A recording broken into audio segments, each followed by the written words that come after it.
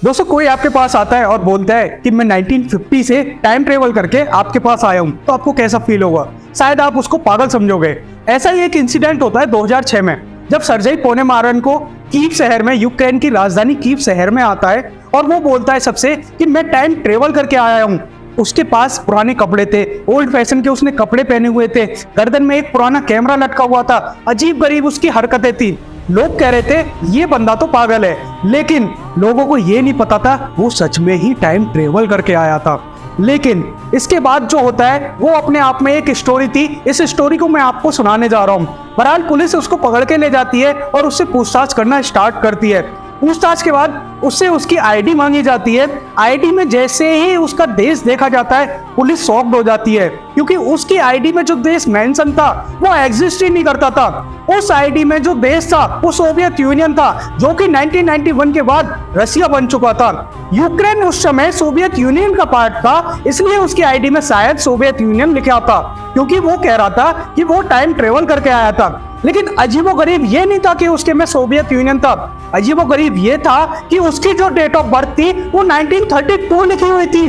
और पुलिस वाले इस बात को लेकर काफी हैरान थे कि कोई 70 से 75 साल का इंसान 20 से 25 साल का नौजवान कैसे लग सकता है। इसके बाद पुलिस उससे एक क्वेश्चन करती है कि आप हमें आज की डेट बताएं। तो सर्जेई जो जवाब देता है उससे पुलिस के होश उड़ जाते हैं। सर्जेई थोड़ा सोचता है, उसके बाद जवाब देता है 23 अप्रैल 1958।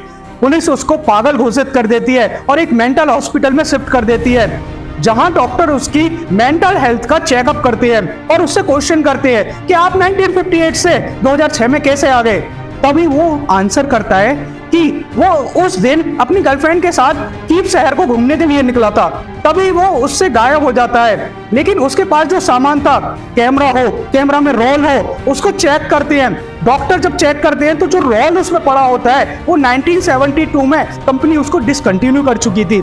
इसके बाद कैमरा एक्सपर्ट को बुलाया जाता है। कैमरा एक्सपर्ट उस कैमरा को चेक करता है, जो कि पुरानी कंडीशन में बिल्कुल नहीं लग रहा था, लेकिन कैमरा वो पुराना था। अब जब उसका रोल चेक करा जाता है तो उसमें देखा जाता है कि इस रोल को कंपनी ने 1956 में मैन्युफैक्चरिंग किया था। इसके बाद इसके जो फोटोज होते हैं उसको डेवलप करा जाता है। जैसे ही फोटो डेवलप होते हैं, चीजें और पेचीदा होती चली जाती हैं। इसके में जो फोटो थे उसमें जो बिल्डिंग्स थी, स्ट्रीट थी, जो गाड़ियां थी, वो 1950s के एरा की थी। जिस बिल्डिंग के सामने वो और उसकी गर्लफ्रेंड खड़े थे, वो बिल्डिंग्स गिर चुकी थी आज के डेट में, और उन फोटोज में वो बिल्डिंग दिखाई जा रही थी।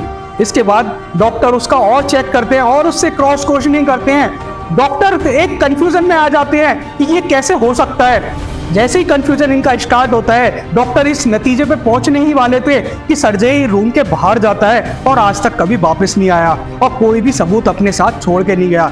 छोड़ के गया तो एक कैमरा, रोल और अजीबोगरीब एक स्टोरी। लेकिन सबसे ज्यादा जो शौक हुए थे उस फोटोज से शौक हुए थे कि एक फोटो था, उसमें एक अनआइडेंटिफाइड फ्लाइंग ऑब्जेक्ट दिख रहा था जो बिल्कुल यूएफओ जैसा लग रहा था। उसके बाद सर्जेई पोनेमार्को कहता है इस फोटोज को क्लिक करने के बाद वो गायब हो चुका था। अब डॉक्टर्स बहुत परेशान हो गए थे, क्योंकि डॉक्टर्स के पास इस बात को मानने के अलावा कोई और ऑप्शन था ही नहीं कि सर्जेई 1958 से 2006 में टाइम ट्रेवल करके आया है। पुलिस इस इंसिडेंट के बाद इन्वेस्टिगेशन करना स्टार्ट करती है, तो उसको पता चलता है कि 1960 में सर्जेई पोनेमारन को नाम का एक व्यक्ति था। जब उसकी गर्लफ्रेंड से पूछा जाता है तो उसकी गर्लफ्रेंड बताती है कि हाँ, 1958 में सर्जेई गायब हुआ था, लेकिन कुछ टाइम बाद वो वापस आ गया था। लेकिन फिर से वो 1960 में गायब हुआ था, जो आज तक वापस नहीं आया है।